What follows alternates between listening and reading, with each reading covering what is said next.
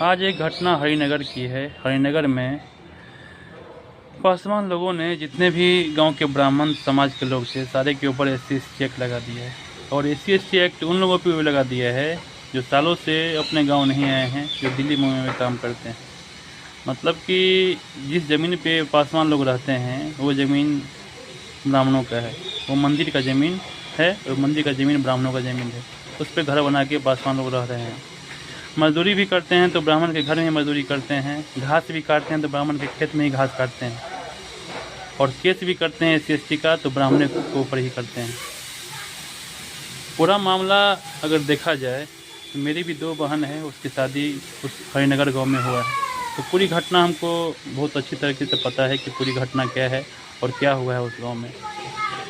जब 30 तारीख की रात को घटना है, जब एक ब्राह्मण को जब 20 पासवान लोगों ने मिल के मारा और जाके उस ब्राह्मण ने थाना में FIR किया तो उससे कोई कार्रवाई नहीं हुई। 30 तारीख का घटना है, कोई कार्रवाई नहीं हुआ।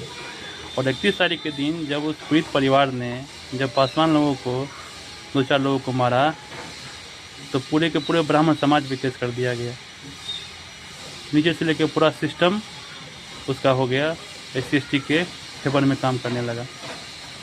जब पैसों का लेन देन का ही अगर बात करते हैं आप, तो पैसों के लेन देन में क्या SC/ST एक्ट लगता है? इसका जवाब है नहीं। पैसों के लेन देन में या पैसों के से रिलेटेड कोई मैटर है उसमें SC/ST एक्ट नहीं लगता है। लेकिन पीड़ित पासवान समाज से है और मैटर स्वर्ण समाज का है, ब्राह्मणों का है, इसलिए ये एक्ट ब्राह्मणों पे लग सकता है।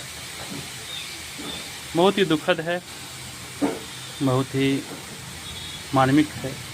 और जितने भी प्रशासन के लोग वहाँ कैंप करके भी रह रहे हैं, पूरा फोर्स भर दिया गया है उस गांव में।